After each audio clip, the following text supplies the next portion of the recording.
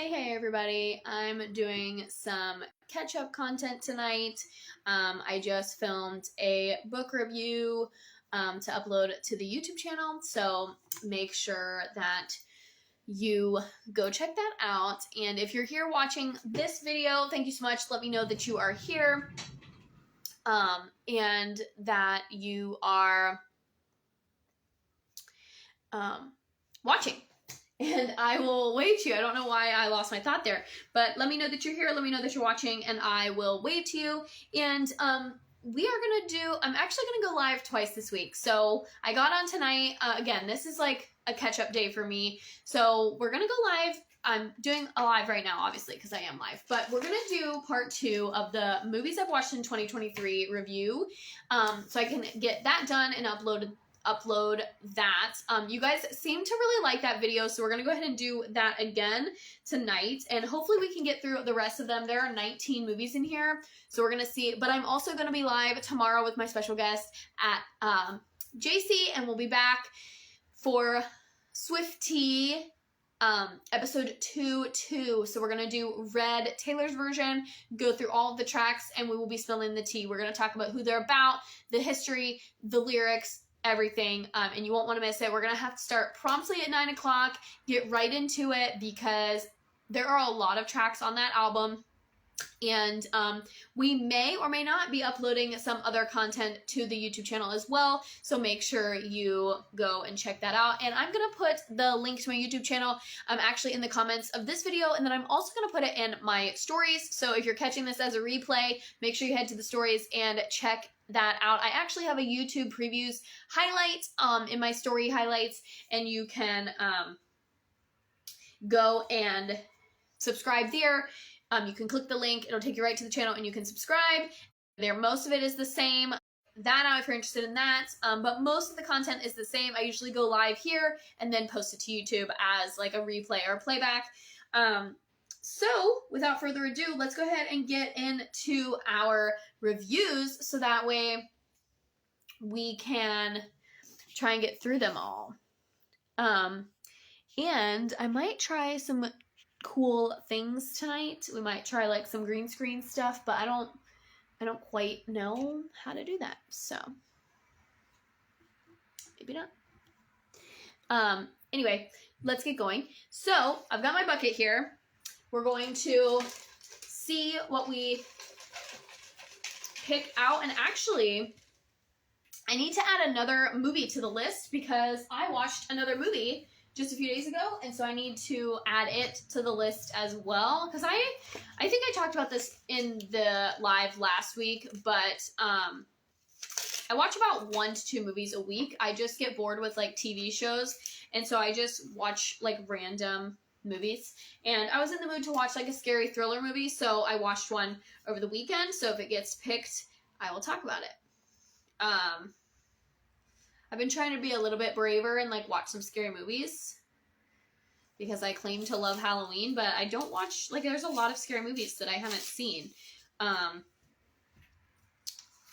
So yeah, again, this is going to be, last week we did the first part of the series. I reviewed 13 movies in an hour, so make sure you go and check out that live. If you are on YouTube, you can scroll down and find that video and go check that out. And I put all of the videos that I reviewed in the description, or all the movies that I reviewed in the description of the video. So if you want to see if there's a particular movie that you like want to know my review of, you can see if it's in there.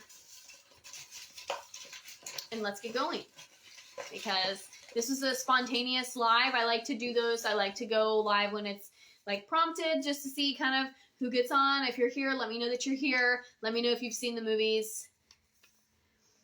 All right, the first one, I'm gonna show you guys the covers just like I did last week. I'm going to just show you the movie cover so you guys can know exactly which one I'm talking about.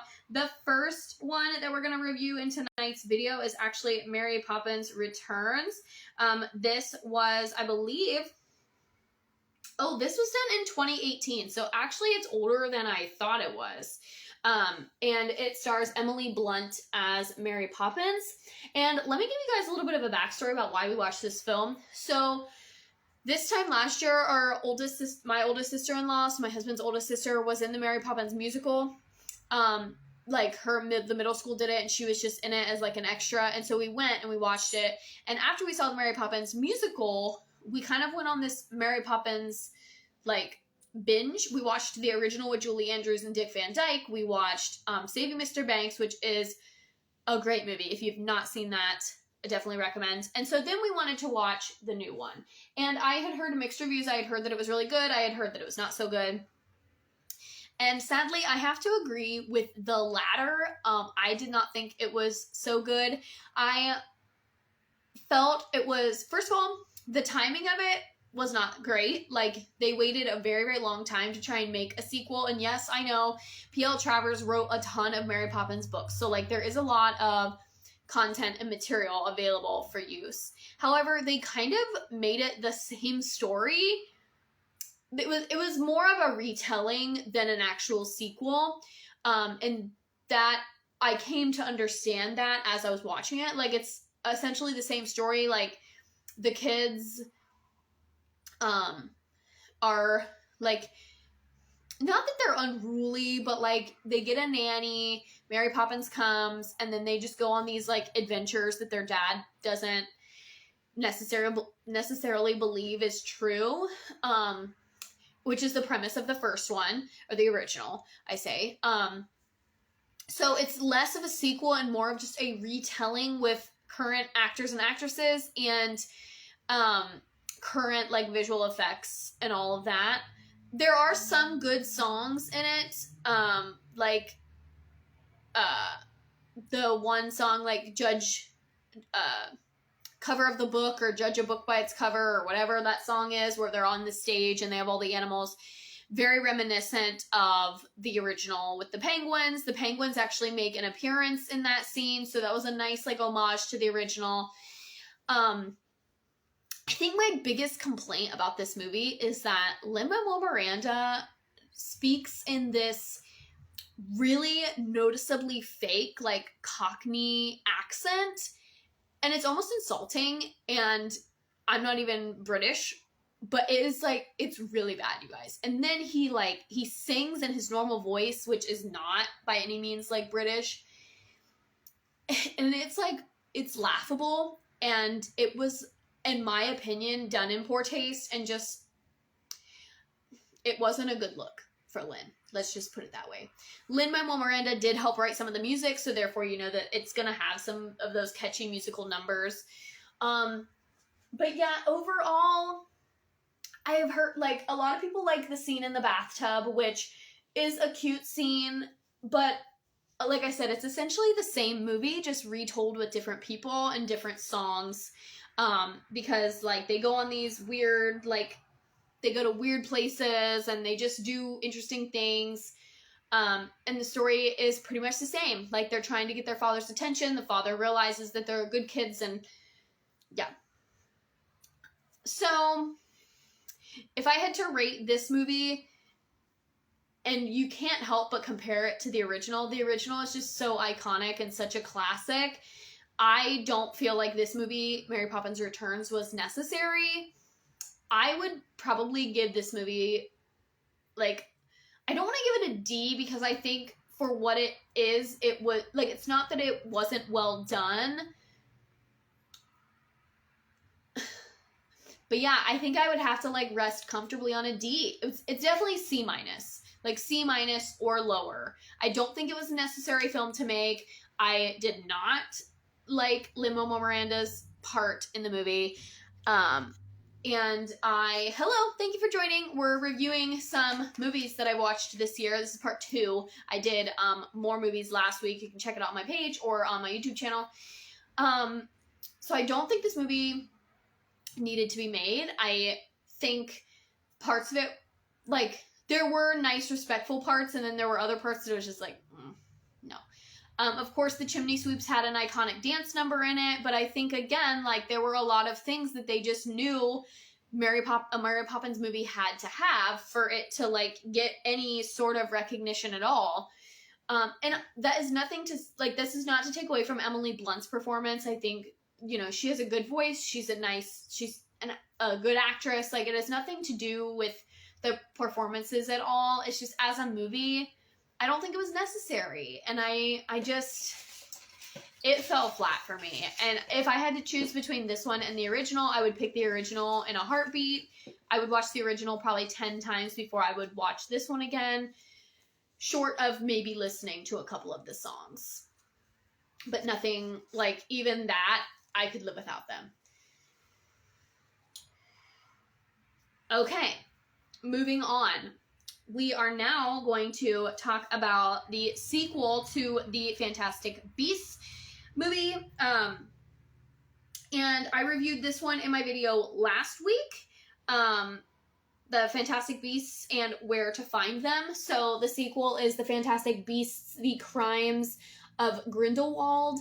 And this movie does have Johnny Depp in it, if you can believe that. That's Johnny Depp. And he probably got paid buku money to be in this movie for a very short amount of time. I'll say that. That's about as much as I can give without spoiling it. So last week I talked about Fantastic Beasts and Where to Find Them. I was actually pleasantly surprised by Fantastic Beasts and Where to Find Them.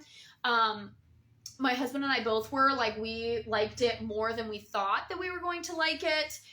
It made us want to watch Harry Potter again. Kind of got us back into nosediving into the Harry Potter franchise. And sorry, I don't like that light reflecting on me. So we're just going to move that over there. So we were excited to watch the second one, actually. And we wanted to kind of see how, because they hint at Grindelwald in the first one, and so we wanted to see kind of how they put it in there. The second one was definitely more intense, but with that being said, there's also a lot, like, the first one was way easier to follow than the second one. The second one, we definitely had to, like, rewind and kind of rewatch some things, and I will preface again in this video and say that neither one of us have read the books. And so if you've read the books, it's probably way more easy to follow, but we have not. So we were just going based on the movie alone. And we had to, like, rewind a few times. Specifically the scene, like, when Grindelwald finally, like, comes to life, or you figure out who he is, and he is, like, trying to recruit his army. I'm still not even really sure what his goal is, and that could simply be me just misunderstanding the plot of the movie. But he's, like, trying to recruit people, and so the main guy and Marius from Les Mis, the main guy and, like, all of his, you know, allies are, like, standing there, and there's this big fight, like, in a arena dome type of a thing. That part was very confusing. We had to keep rewinding it. We weren't really sure what was happening. They do hint to Dumbledore in this movie, though, and that made us want to watch the third one. And I said this last week when we started watching the Dumbledore one. Like, we started it and we got about 10 minutes in and we were like, nope, we're done. Like, we didn't have any interest to even finish it. Which I think is a testament to how movies are being made today. Like, in our society today, we were really excited about it and we started it and we were like, yeah, we're not going to like this movie. Like, we just knew. So we stopped. And yeah, the second one was intense. It was kind of hard to follow, but we were really excited about it. So I would say overall it let us down because we were really excited about it and we really wanted to be into it and we wanted to finish the series. And by the end of it, we were like, well, I guess we have to watch the third. Like, we wanted to watch the third one, but then we kind of lost interest. So this is another one. I feel like I'm being so harsh with these movies that I've watched in the past year, but I don't know if it's because I am watching a lot more. Like, I've just watched a lot of movies that I'm just like, I have more to compare them to, and I just feel like I'm being fair in my ratings. This is another one. Like, I would probably give this one like a D-. Like, I definitely know I rated the first one higher. And I felt like the second one was a little bit more confusing. But on that same vein, like, I wanted to watch the third one after I watched the second one. So, I don't know. Take that how you will. Like, but yeah, I would say I was disappointed overall. It was a little bit confusing. and I haven't really had any motivation to like rewatch it. And even when, because Lucas I think ended up falling asleep during this one, and he had to rewatch it, and I was like, even during the rewatch, I wasn't really enjoying it. Like I wasn't really into it. So I feel like I'm being harsh, and we're off to a bad start. So I really hope this next one that I pull is one that I like really, really enjoyed, so I can give something other than a D in this video. Let's see. You guys, my wish was granted. This one actually is a 2023 movie. I should have said that the Crimes of Grindelwald movie was let's see. It was released in Crimes of Grindelwald was released in, doesn't even tell me when it was released. 2018. So both of the movies I've reviewed so far are from 2018. That's crazy.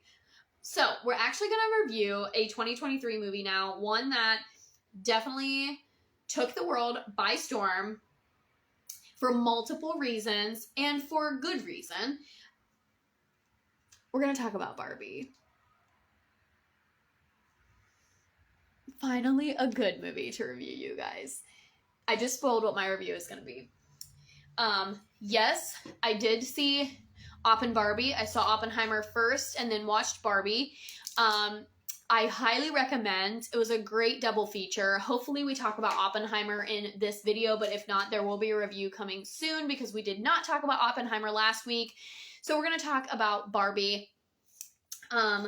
This is and was the feel-good movie of the summer. It is so iconic. Barbie herself is iconic, and there is just so much to love about this movie. And I'm just gonna go ahead and put it out there before I even talk about it. This movie for sure gets an A for me. I would say this movie gets like an A+ because I could watch this movie over and over again. I love all of the jokes and the memes that are being made about it. I love the humor behind it. There is so much to love about this movie. And I think it's partially because I'm a girl who grew up with Barbies. So I like, this is 100% my generation. And because my husband and my brother liked it, but he was like, I liked Oppenheimer better. My husband didn't really like it. So I think males are having a different experience with it. But as a woman who grew up with Barbie, it was so good. And so let's talk about why I liked it. First of all, we're going to talk about Ryan Gosling because I am a huge Ryan Gosling fan anyway. I love his whole attitude towards this movie of like, why can't I be 40 and play Ken? I think it's a great, like, sure, yeah, that's the whole premise of Barbie. Barbie can do anything. And he kind of had that same attitude going into it. And he exposes his musical and dance talents in this film. And it was so unexpected. It was so much fun. And the song that he sings is about as iconic as Bowser's Peaches. Like, it is going viral, and it's like has the same level of hilarity and just like something so unexpected. And it was so good. And he sings multiple times in the film. Like, Ryan Gosling has multiple stints of singing, which was great. If you've seen La La Land, you already know. The guy can sing, not like opera or Broadway level, mind you, but good enough that it's enjoyable to watch multiple times in a film. The dancing is hilarious. The whole Ken's Mojo Jojo Casa House, hilarious. The whole thing is hilarious.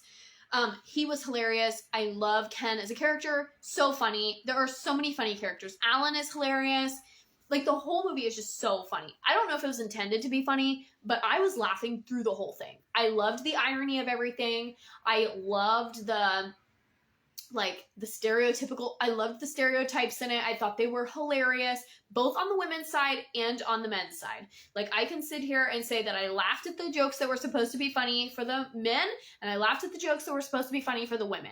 I was laughing through this entire movie, short of one scene where I actually did get a little bit emotional. And I've heard that if you're a mom, the scenes at the end were even more emotional. So this movie runs the gamut of emotions. Like, I felt a little bit sad. I was laughing. I mostly found it funny in both an ironic and like an actual funny way. I thought the humor was hilarious. I thought the delivery was hilarious. Margot Robbie is the perfect Barbie. She looks like Barbie. She has the entire look, the body shape, everything of Barbie. I thought the soundtrack was great. I loved Kate McKinnon's character. Thought she was hilarious. Alan, like I said, hilarious. I would say my only critique was probably Will Ferrell. I just am not a huge Will Ferrell fan. But I did generally enjoy the scenes with, like, the Mattel people. I thought America Ferrera was great. She was, like, an unexpected, like, surprise, like, just being in it and I thought it was really funny that the guy who plays her husband in the film is her husband in real life. That, again, was, like, a little bit of extra humor in there when she found that out. And I loved it. I loved everything about this movie. I loved how it talked about people playing with Barbies, because yes, it's so true. Like I said, the soundtrack is great. The humor is great. Ryan Gosling is phenomenal. I've already seen so many Barbie Halloween costumes. It's cracking me up. Like I said, I love all the jokes, the memes, everything. I just loved it so much. I loved it so much. And like I said, I loved the irony of everything, like the irony of the stereotypes that they were trying to portray. And, like, I just loved it. I have nothing bad to say about Barbie. So I'm glad that I pulled that one so I could actually give a good review instead of D's. This movie is an A+. I want to own this movie. I think it's hilarious and I just love it. Oh, it was so good. So good. Definitely the movie of the summer. And yeah, I have nothing bad to say. Nothing bad to say. The next one is an interesting one. Probably one that is lesser known than Barbie. Barbie, like, definitely went viral. I feel like almost everybody that I know has seen Barbie or at least wanted to see Barbie. And this one is, like I said, a little bit lesser known, probably. And it is the Lost City, which is an Amazon original, starring Channing Tatum and Sandra Bullock, which is an interesting combination. But Daniel Radcliffe is also in this movie. And spoiler, Daniel Radcliffe actually plays the bad guy in this movie, which was refreshing. Like, that was different to see. We're used to seeing him as Harry Potter, the good guy, the hero of all heroes. And so to see Daniel Radcliffe play a villain was fun, and it was interesting. I thought Channing Tatum and Sandra Bullock's chemistry was really good. There is some really good humor in this movie. I think, you know, Sandra Bullock has done a lot of funny movies, The Proposal being one of them, and The Heat being another one. The Heat is one of my all-time favorite movies. It's hilarious. And so Sandra Bullock has a lot of really good comedy moments in this. And Channing Tatum is funny in his own right, too. Like, 21 and 22 Jump Street are hilarious movies.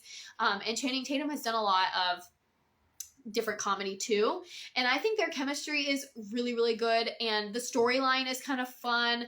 Sandra Bullock plays an author, and Channing Tatum is like the model who, you know, her books like follow a man, and Channing Tatum plays the man like when she goes to book signings and stuff. So he's like a model, but then like he ends up like coming to rescue her. It's a very cute storyline and has some good comedy. And like I said, Channing Tatum and Sandra Bullock's chemistry is really good. And I liked watching Daniel Radcliffe be a villain. And it has, it kind of also has like a National Treasure, Red Notice sort of a vibe as well. Like where they're hunting treasure, which I love those type of movies. Cause I love like, you know, following clues and stuff. So this is a very, very well done movie. I don't remember there being anything that I didn't like about it. I'm trying to decide if I liked it better. I don't know if I liked it better than Shotgun Wedding or not, which I reviewed in my last video. I don't know. I've only watched it one time, and I haven't really had the urge to watch it again. Like I did with Red Notice. I would probably give it a B, like a very solid B. It's funny, it's charming, it's cute. I would say overall it's pretty family friendly. I think there's some language in it and like some like sexual innuendos and stuff like that. But overall, like definitely gets a PG-13 rating. I don't think it has a... let me make sure it doesn't have an R rating, because it might have an R rating, because there was like a little bit of violence in it. And I think it looks like it might have been a Netflix movie originally. And then I know you can watch it on Amazon Prime. I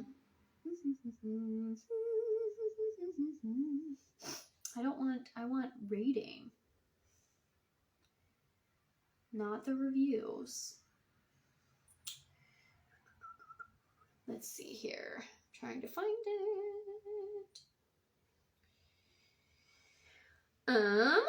It came out in 2022, which I think I already said.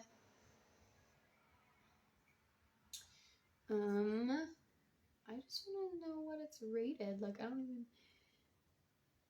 Let's see.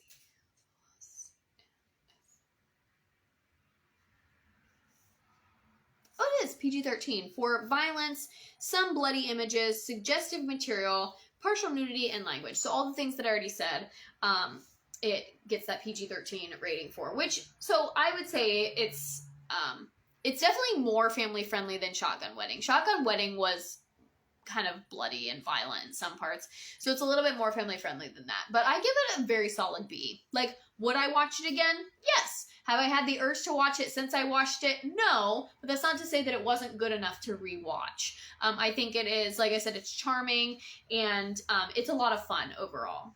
So I definitely recommend, and like I said, you can watch it on Amazon Prime. That's how I watched it, for free, or at least it was free. You might have to pay for it now, because this has been a few months since I watched it.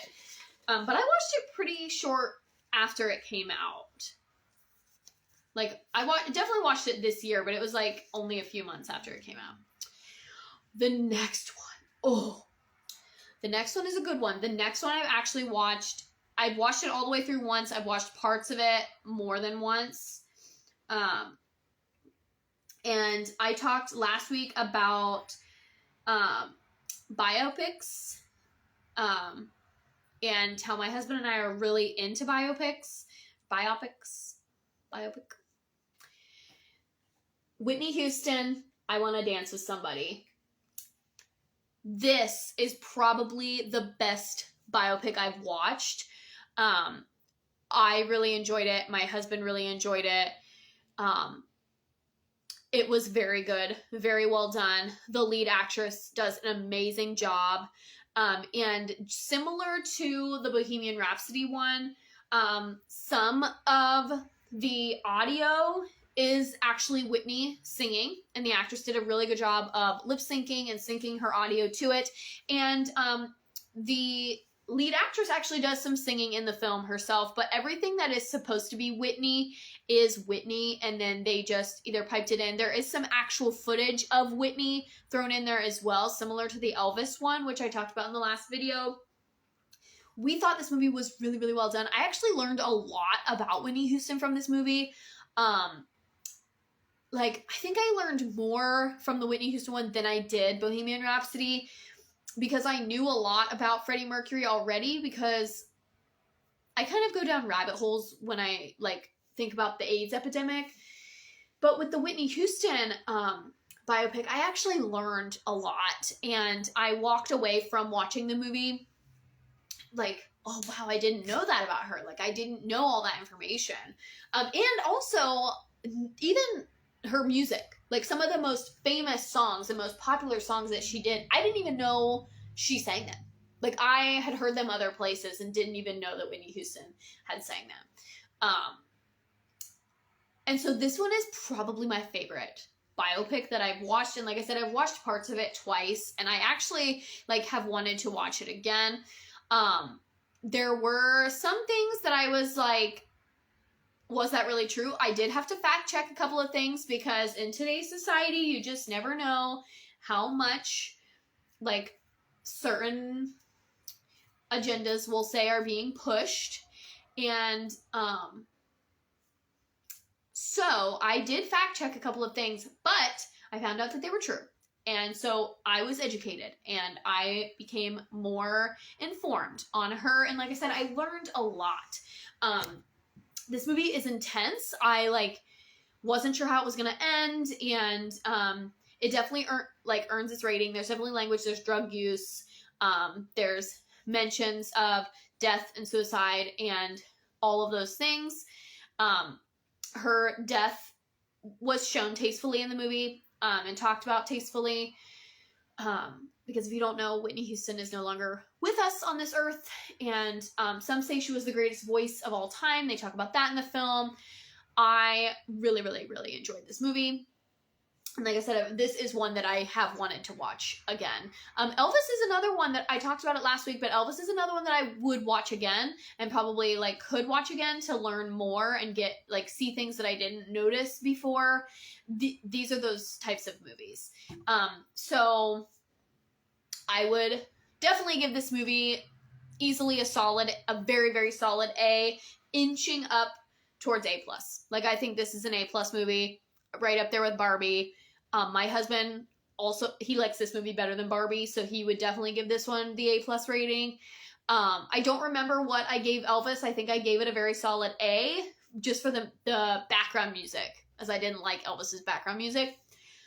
And you can watch my full review in last week's video or on my YouTube channel. But yeah, this Whitney Houston, I Want to Dance with Somebody is the full name of the title. This was a Netflix movie. We watched it on Amazon Prime though. I'm noticing that a lot of the Netflix movies are coming to Amazon Prime, and or maybe we did watch it on Netflix. I can't remember. Either way, if you have Netflix or Amazon Prime, you can watch this video or watch this movie, stream it for free, and it's worth the watch. Definitely worth the watch. I've recommended it to several people who like music and like history films, and this one was very well done. So definitely recommend this one. Like I said, it gets a very solid A, if not an A+ for me, because I have wanted to watch it again. All right, so we've got 2 good ones, 2 not so good ones in today's video, and we've got about 25 to 28-ish minutes left of tonight's recording. So let's see what's next. If I Stay. If I Stay stars Chloe Grace Moretz, and there for a while she was like really, really big. And she was kind of one of those actresses who was in a lot of movies. They're like subsequently back and forth. This movie is a 2014 film, and it is considered a romance drama, and I actually did read the book this year as well, and you can find that on my YouTube channel as well. The cover says "Live for Love" is what it says. And like I said, I actually read the book this year too, and that's why I watched the movie, was because I had never read the book or seen the movie. So I have the book review on my channel, on my YouTube channel as well, on my full book review, and it's also on Goodreads. So, you can go check that out. If I Stay. Overall, a little bit disappointing. I liked the book more than I thought I was going to. So the book was a pleasant surprise. I actually enjoyed the book a lot more than I thought I was going to. When I kind of read the premise of the book, and when I was starting to read it, I thought it was going to have a Lovely Bones type of a vibe, and it sort of does, but I liked If I Stay a lot better than Lovely Bones. I rated the book pretty high. I think I gave it like a 6 or a 7 at least out of 10, for a book, which, you know, it's very middle of the road. Actually, I think I definitely rated it higher than that. I think I gave it like an 8 or like a 4 out of 5, on Goodreads. But overall, I was disappointed in the movie. I personally felt like Chloe Grace Moretz didn't feel like a Mia to me.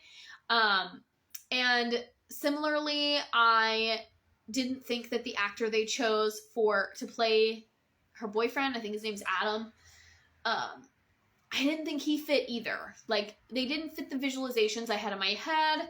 I don't think that they matched the descriptions. The movie took a couple of creative liberties, of course, which they always do, which is fine. But yeah, overall, I just feel like it followed the book pretty well. So if we're just comparing it from comparing the movie to the book and the adaptation of it did a decent job. I just don't feel that, like, I just don't feel like the characters really meshed or like matched. I don't know. And her friend is hardly in the movie at all, and that was really saddening. Because I liked her friend, and I wanted more between, like, her and Adam, and, like, both of them really are barely in the movie. And so I was a little bit disappointed about that. Overall, I say the book is better than the movie. The movie, I would say, is a C- to a D. I don't know if I would watch it again. I think I would watch it again, like, if my child read the book and wanted to watch the movie, I would be like, oh yeah, sure, we can watch the movie again. That's the only reason why I think I would watch it again. I wouldn't, like, I actually feel like I didn't even watch the movie in one sitting. I think I, like, started it and then came back to it because I was like, eh. Like, I kind of lost interest really quickly in the movie, and I really was only watching it so I could compare it to the book, and really for the YouTube channel, like, because I read the book, I was like, oh, let's watch the movie so I can review both of them in the same year. So that's really, I did it for research, really. I didn't really enjoy it. Hey, Anna, we're talking about movies. I'm talking about all the movies, well, some of the movies that I've watched in 2023 and reviewing them. And I just talked about If I Stay. So you'll have to watch the replay and go back, and I talked about Barbie. We've talked about Fantastic Beasts and the Crimes of Grindelwald. We've talked about If I Stay. We've talked about the Whitney Houston biopic. We've talked about Mary Poppins Returns. We've talked about The Lost City. And now we're going to talk about the Haunted Mansion. Let me show you guys the movie cover. This one is another 2023 release. Came out in August, which I was a little bit disappointed in that alone. I felt like this movie should have definitely come out in October, or even September, like in the fall, right in time for Halloween, because it definitely got me wanting Halloween. It got me definitely in the mood for fall. So here's one cover. This is not the cover that I've seen everywhere. I've seen some other covers. So let me see if I can find the other one. This one. This is the one. Actually, this movie came out in July of 2023. I saw it in August. So there's the cast. We've got Tiffany Haddish. We've got Rosario Dawson. We've got Lakeith Stanfield, Owen Wilson, Danny DeVito. And for those who don't know, Rosario Dawson is actually the lead in the new Ahsoka series on Disney+. So when I was watching it with my sisters, she was like, I think that's Ahsoka, and it is. So if you've been watching the Ahsoka series, the woman who plays Ahsoka plays the mom in the Haunted Mansion movie. I think Lakeith Stanfield, who plays Ben, he is really good. I was not a fan at first, I will admit. Like, when the movie started, I was like, ooh, I don't really like the main guy. And then he definitely grows on you. And I'm not a huge Tiffany Haddish fan either, and she really does a good job in this film and really plays her role well. Danny DeVito, of course, is hilarious. Owen Wilson, of course, is hilarious. I was really pleasantly surprised with Tiffany Haddish's performance, and I did like Rosario Dawson, too. So I thought the cast really worked well together. The little boy is really cute, and the big draw of... Let me give you guys... We're gonna really geek out on this one, because the Disney adult in me is gonna come out, and I'm gonna tell you guys the whole history of this movie. And this might take us to the end of this video, so part 3 is definitely gonna have to happen, because we're definitely not gonna get through all these. So the backstory. So, you may or may not know that there was another version of the Haunted Mansion starring Eddie Murphy. And that one was released. We're gonna find some facts for you guys. Let's see. That one was 2003. So now we've got a remake 20 years in the making. And when the original one came out in 2003, most Disney fans were really upset. Like, true Disney fans, Disney adults, were really upset when the 2003 one came out. Me, I was 8 years old. in 2003. So when I watched it, I just thought it was a funny movie. A little bit creepy, a little bit spooky, right? I loved Disney. It was a Disney movie. I thought it was funny. Eddie Murphy was known for Mushu. I liked that the voice of Mushu was in this kind of creepy Halloween movie. And honestly, the Eddie Murphy one is still a go-to Halloween movie for me because it's creepy, it's fun, it's silly. But a lot of really true Disney adults had a problem with the 2003 one, and a lot of like even millennial Disney fans who were like in their teenage years at that time really had a distaste with the Eddie Murphy one because Disney has a reputation of bringing their rides and attractions to life on the big screen. They did so with Pirates of the Caribbean. They've done so with the Jungle Cruise in recent years. And so when the Haunted Mansion movie was announced, it was like, oh yes, one of our favorite, like Haunted Mansion, for those who don't know, that ride has like this massive, like almost cult following of people who just love the Haunted Mansion. And it's a great ride. Don't get me wrong. Like, it's a great, solid ride. It's my brother's favorite.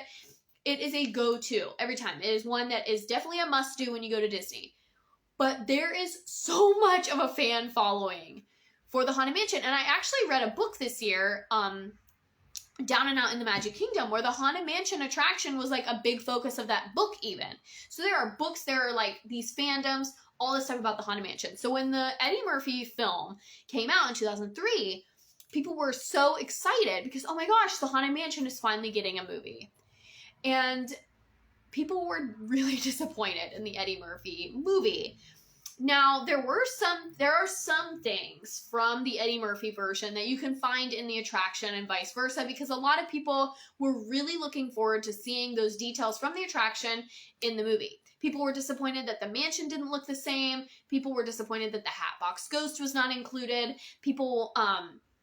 Madame Leota in the Eddie Murphy one is very similar to the Madame Leota that you see in the attraction. That was one of the only things that like really correlated. The ballroom dinner scene also correlates pretty nicely, and the storyline of the bride. So that all correlates and is consistent within the attraction and the movie. But overall, people were really disappointed that, like I said, the Hatbox Ghost wasn't in it, the stretching room wasn't in it, like all of these things that are iconic to Haunted Mansion were not included in the 2003 Eddie Murphy one. Flash forward 20 years later, Guillermo del Toro's like, I'm gonna fix that. So now we've got a new reboot of the Haunted Mansion movie that fans are even more excited about, because now we're like, okay, this movie gets a second chance to be what we wanted it to be in the early 2000s. And I think overall, I haven't read a ton of reviews, but based on what I've heard and just talking to other people and, listening to some other podcasts and stuff, people were much more pleased with this 2023 version than the 2003 version. So now that we've had your history lesson, now let's talk about the review. I really, really enjoyed this movie. Like I said, I wish it was released like August or September, a little bit closer to Halloween, because then we could have still been watching it in the theaters at this time of year, like where you walk in, it's crisp fall, you walk out, it's Halloween, so I wish that it would have come out a little bit closer to fall so we could have enjoyed it at Halloween, because this is 100% a Halloween movie. And, it's haunted Mansion, the whole thing's about ghosts, right? A lot of people are very pleased with the Hatbox Ghost's presence in the movie. And the Hatbox Ghost actually gets a backstory now, which people are really, really thrilled about. And there are just a lot of references and homages to classic Disney. The attraction, both the Disneyland attraction and the Disney World attraction, are referenced in the new movie via the buildings. And like I said, the Hatbox Ghost gets a backstory. There are some lines from the attraction. The music from the attraction is in the background. You can actually hear It's a Small World playing at one point in the film, which is just a very Magic Kingdom thing. The wallpaper, the stretching room, all of these little details that fans were wanting, Guillermo del Toro kind of put in there for us. And I think it delivered. I think it was very well done. It does have the spook factor. It is a little scary. It's a little spooky. And I loved it. I was like, oh, this is a little creepy, a little a little spooky. And it's definitely a Halloween movie. I think it's family friendly. There are a couple of curse words in it at different points. I think it has a PG, if not a PG-13 rating for that reason. And just because, like, I mean, we're talking about ghosts, so we're talking about hauntings, which means at some point somebody probably, like, gets possessed or death is mentioned. And the scene towards the end is a little bit dark when, like, the other, you know, they're trying to beckon a soul. You know, Ben is essentially being asked to sell his soul to the devil at one point. That's like a summary of it. I really, really liked it. I went and saw this movie with my Disney adult friend, and we both really enjoyed it, and we liked, like, looking at all the little references and the nooks and crannies. Actually, the dune buggy is like, there's a part where they're, like, it's very obvious that they're, like, riding in a dune buggy shaped vehicle. So, like, little things like that were very obvious to the true Disney fan. Even if you're not a true Disney fan, you're not a Disney adult, you know nothing about, or, like, you know, you're not super into the ride, I think you could still enjoy the movie and still think that it's a good movie, and definitely a good Halloween movie. I give this movie a very solid A. I don't think, like, is it as good as the Whitney Houston movie? Was it as good as Barbie? No. Was it as good as some of the other movies in my bucket here or on my list? No. But very solid. Would I watch it again? Yes, I already have watched it again. There's humor, there's a little bit of spookiness, and it's overall just it's just very well done. I liked it, and it delivered. It met my expectations, so I would say an A for the Haunted Mansion. That was a very long-winded history lesson for some of you. I really geeked out on that one, and I knew I was going to. Oh, another great one. Another great one. You guys, we started off weak in this video. Like, we started off with some not so good movies, and then we really have just hit the nail on the head with the other ones in this video. We've talked about Barbie, so we have to talk about the other half of the summer cinema duo. We're going to talk about Oppenheimer. So, like I mentioned earlier, I did see Barbie. So we saw Oppenheimer first, and then saw Barbie direct, like, you know, 30 minutes later or something, which I feel like is the way to do it. I felt like, I was like, if we're going to see them, we're going to do it together. And we actually had the idea for the Barbie thing way before it became a thing. Like, we decided as soon as we knew that Oppenheimer and Barbie were coming out at the same time, we were like, that's our double feature. I've talked about this in other Real Talk videos on the page and on the channel. Like, my husband and I pick, like, 2 movies. When we see 2 movies that are playing at the same time that we're both interested in, then we'll go to the movies, and we go one day and we just see 2 movies back to back. We did that with Fast X and Hypnotic, and we did the same with Barbie. And so we knew we were going to do that even before it became a thing. And then I started seeing all these people, Barbieheimer, Barbie, blah, blah, and we were like, wow, we started a trend. So Cillian Murphy and Robert Downey Jr., Emily Blunt, Matt Damon, Florence Pugh are all in this movie. So this movie has a killer cast of people. Florence Pugh has a smaller part in it, but she does great. Matt Damon has a smaller part in it, does great. Emily Blunt, smaller part, does great. Everybody delivers. Everybody hits their marks. Robert Downey Jr. is amazing in this film. I love him in these, like, more serious roles. He's fine as Iron Man. Like, that's it. It's fine. It's whatever. He is Tony Stark. But I like RDJ in these, like, serious movies. If you've never seen The Judge, go watch it. It is a great RDJ shining moment of cinema, and this one is no different. I actually wasn't quite sure if it was Robert Downey Jr. in the beginning, and I was really happy with his performance in it. Cillian Murphy is stunning, like, visually, cinematically, stoically, like, everything about him is just great. He really, really hit the mark and really delivered. Now I will say, this movie is over 3 hours long, so if you're gonna watch Oppenheimer, you need to commit, and you have to be paying attention. I would say it is not one of those movies that I think you can like turn off and turn back on, watch in multiple settings. That's why we saw this one first, so everybody was like alert and oriented and we could make it through it. And we knew that Barbie would be like a palate cleanser after this one, and it definitely was. Comparing the two, Barbie's very comical, very humorous, very light. Oppenheimer is very dark, it's very intense, and it's very serious. Talks about a very serious time in our history. It is very historical. I did do some fact checking, and I think the history lines up. My husband has watched a couple of YouTube videos of other YouTubers posting about the history and things, and it all lines up. So I think historically it's accurate, and the information and the facts that they presented are all true. And I would have never known that Robert Downey Jr.'s whole storyline even existed had it not been for this movie. So again, I walked out of this movie knowing a lot more than I did about the Manhattan Project and about the atomic bomb in general.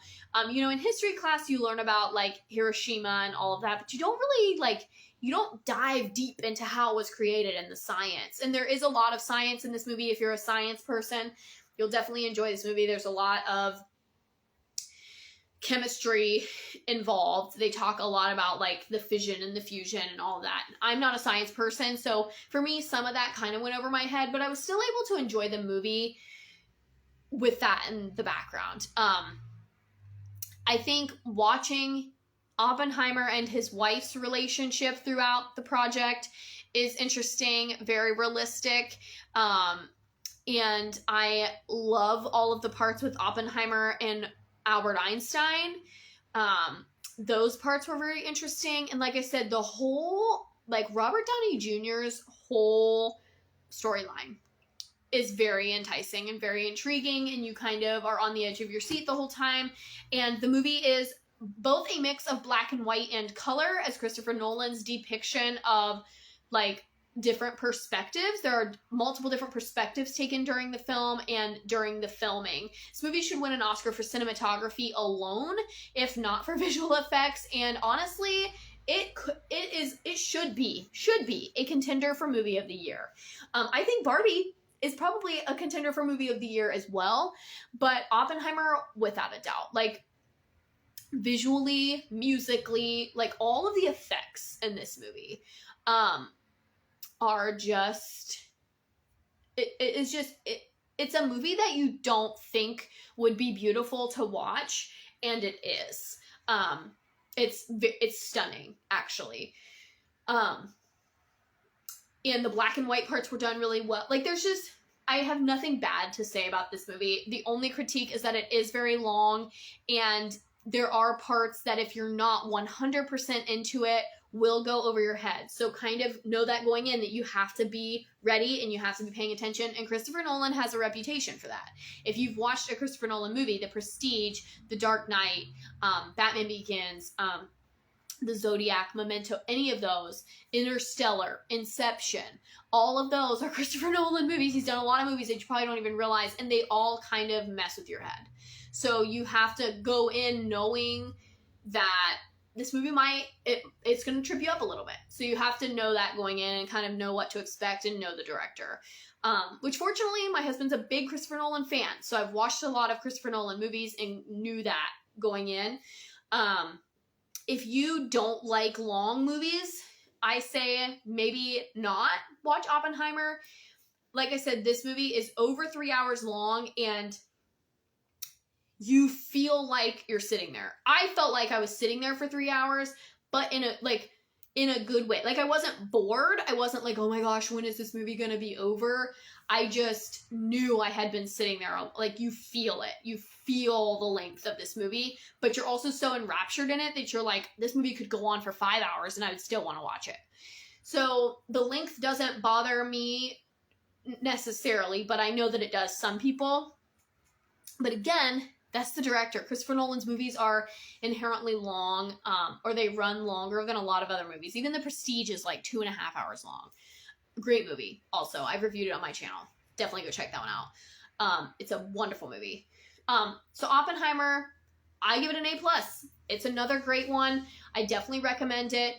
Barbie and Oppenheimer are two totally different films, but I feel like both of them are, like I said, I feel like both of them are capable of taking home the Oscar for the best movie of 2023 in completely different ways. I feel like Oppenheimer is visually and mentally stimulating and stunning and exciting, but then I feel like Barbie is that like humorous and feel-good movie. So you've got like this really serious, dark, intense one, and then this wildly funny, like cutesy one, and they're both brilliantly done. Very well done. So I give Oppenheimer an A+ as well. I would watch it again. Really, really, really, really enjoyed it. I have time for one more, I think, because we've got 5 more minutes left on this live. I'm going to pick one more out. We will have to do a part 3 of this little series. Oh my gosh, and it's another great one. I don't even know. I might have to save it. This one's so good. I might go over because I'm going to go ahead and talk about it because I already teased you guys with what it was. You know it's a good one coming. The next one, I know I just got done talking about how Oppenheimer and Barbie both could be like in the running for Best Picture of 2023. The next one was definitely nominated for Best Picture of 2022. I did not watch it until 2023, and I'm sad that I didn't, but I waited until it came on Netflix, so there is that like time in between. This is the best movie that I have watched in 2023. For me, the one that I'm going to review next takes the cake for Best Movie of 2023. Hands down. This is the best movie I've watched this year. I've recommended it to everybody that I know. It's A Man Called Otto, starring Tom Hanks, and it was on Netflix. I believe, like I said, I believe it was like nominated for Best Picture. I believe Tom Hanks was nominated for Best Actor, and some of the actor, like the one actress was also nominated for Best Supporting Actress at the 2022 Oscars. This is the best movie I have watched this year. I laughed, I cried harder than I've cried in a movie in a long time. In like the best, I was sad, I was happy, like there were so many tears. I absolutely loved this movie. I was drawn in from the trailer alone. I immediately turned it on, couldn't stop watching it. It does have a longer runtime as well. It runs over 2 hours long. It's like a 2:40-ish runtime. No, I was wrong. 2 hours, 6 minutes. It's considered a dramedy, a drama comedy. And I would agree. It, like I said, it definitely has funny parts. But I felt this movie in my core. Best movie I have watched in 2023. A+++. Like, blows everything else out of the water. All of the great things that I just said about all those A+ movies that I just did, they have nothing on A Man Called Otto. Now, I will say, I don't know if I could watch it again. I think this is a one and done movie for me, or a one in every few years type of a movie, like a few experiences. Kind of is like a Help experience, or The Art of Racing in the Rain. Those are both very, very good movies the first time that you watch them. But then as soon as you watch them, it's not that they lose their appeal. I still think that A Man Called Otto would be great to watch again, but I would not have the same visceral reaction that I did watching it the first time. His relationship with the cat, like all of the pieces that have fallen into place for this man, like, oh my gosh. Like I said, hands down best movie I've watched in 2023. I really don't even have, like, I don't even know if I have words to describe the plot or describe even what happens. It's a charming, feel-good movie. It is a very, very, it could be a very triggering movie, but also a very good movie for those struggling with mental health, and kind of a message to, like, there's always somebody out there. Like, you never know what's coming in your life, and there's always somebody out there who would miss you if you were gone. That is the whole premise of this movie. That's pretty much how I can summarize it in a few words.